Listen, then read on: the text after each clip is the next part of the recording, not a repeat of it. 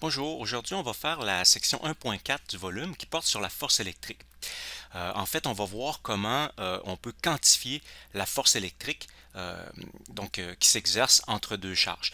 À la capsule précédente, on a parlé de la force, on a vu quelques exemples de force électrique, mais du point de vue qualitatif, donc quelques expériences, quelques démonstrations où on pouvait voir l'effet de la force électrique, mais maintenant on va apprendre à pouvoir calculer la force électrique. Donc je vais vous décrire d'abord l'expérience de Coulomb. Donc en 1785, Charles-Augustin de Coulomb publie le résultat de ses recherches.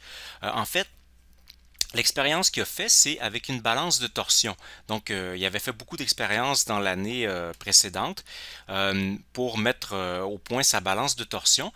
Et le but de la balance de torsion, c'est tout simplement de pouvoir mesurer précisément des très petites forces. Donc, je vous décris un petit peu l'appareil. Il s'agit en fait d'une sphère, d'abord ici. Donc, on a une sphère qui est au bout d'une tige.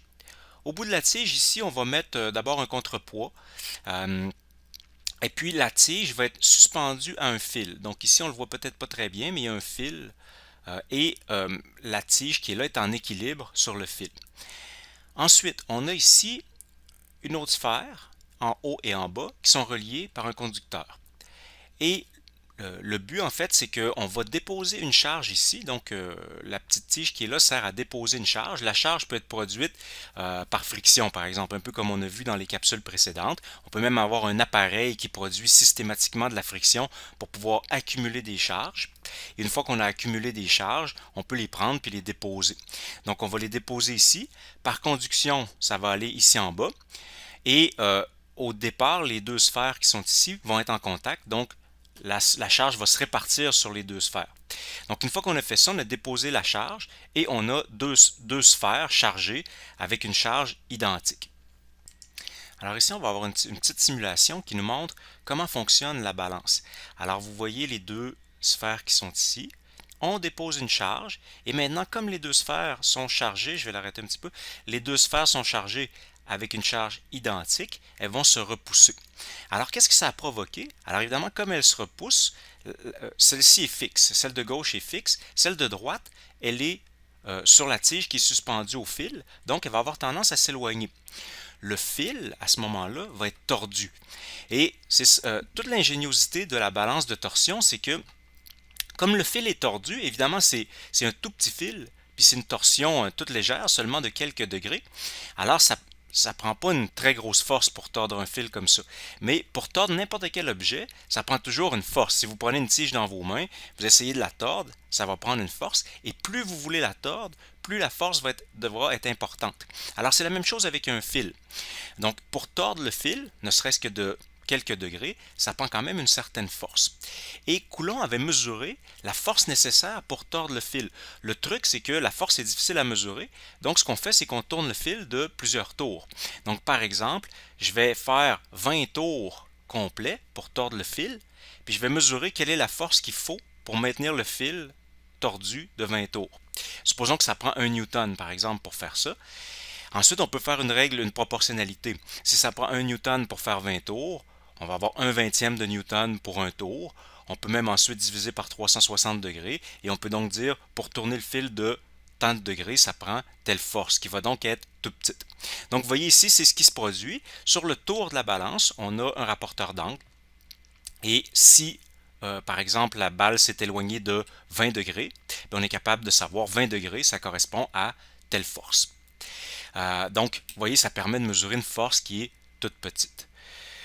Bon, le reste de l'appareillage, on a une cloche ici. Le but de la cloche, c'est tout simplement d'éviter les petits courants d'air, parce que comme la force est vraiment très petite, un courant d'air, ça peut avoir une influence. Donc, c'est pour éviter les courants d'air. Puis, Coulomb pouvait jouer aussi sur toutes sortes de paramètres, entre autres le fil en haut où il est accroché, il y a une petite clé qui permet de le tourner pour ajuster la distance. Donc, vous voyez, c'est ce qu'on simule ici. Donc, pour ajuster la distance, c'est-à-dire pour approcher ou pour éloigner les deux balles en question. Évidemment, ça change la torsion, mais comme si on peut mesurer de combien on a tourné le fil, on peut en tenir compte également. Alors maintenant, on va voir les résultats de l'expérience de Coulomb. Ici, bon, l'image qui est en haut, là, on aurait des charges. Alors justement, je vais introduire le symbole pour la charge électrique. On va utiliser le symbole Q minuscule. Donc Q1, Q2, on aurait deux charges qui peuvent avoir un signe, une charge de même signe.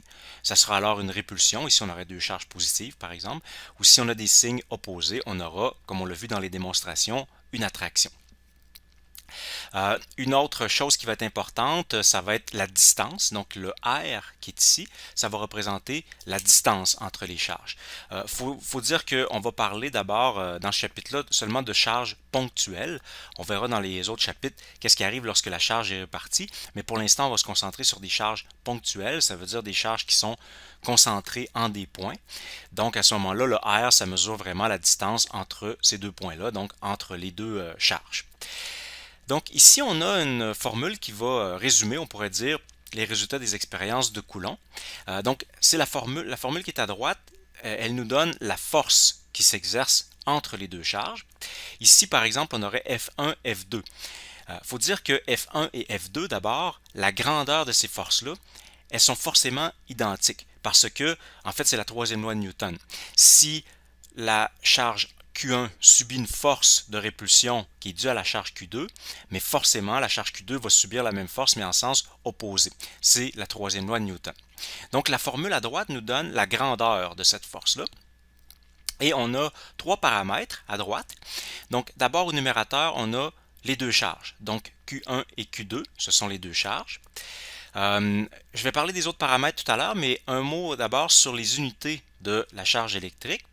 Alors, la charge électrique va se mesurer en coulombs dans le système international. Alors, justement, on a choisi le nom de Charles-Augustin de Coulomb pour l'unité de charge. C majuscule pour le symbole. Pour vous donner une idée de la grandeur de cette charge-là, la charge d'un électron, c'est 1,6 fois 10 à la moins 19 coulombs. Donc, vous voyez qu'un coulomb, en fait, c'est une très grosse charge. Il faudrait, grosso modo, à peu près 10 exposants 19 électrons pour faire une charge de 1 coulomb. Donc, en général, vous allez voir dans les exercices, on va avoir des charges beaucoup plus petites que ça. On va avoir des nanocoulomb ou des microcoulombs, par exemple.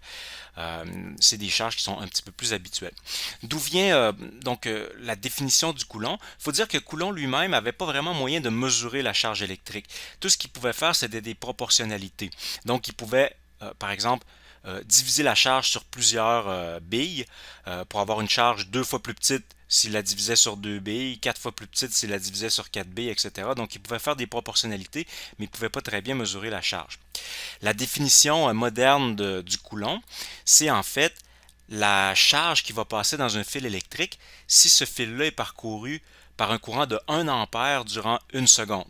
Alors évidemment, il faut ensuite définir l'ampère. Donc ça nous met un petit peu, c'est un petit peu plus tard qu'on va voir ça, on va en parler seulement au chapitre 6. Mais bon, c'est la définition moderne du coulomb.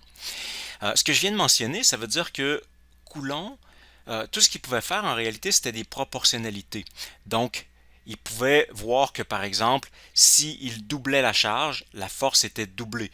S'il triplait la charge, la force était triplée, etc. Donc, c'est pour ça que dans la formule ici, on a le produit des deux charges qui est au numérateur. Donc, la force est proportionnelle au produit des deux charges.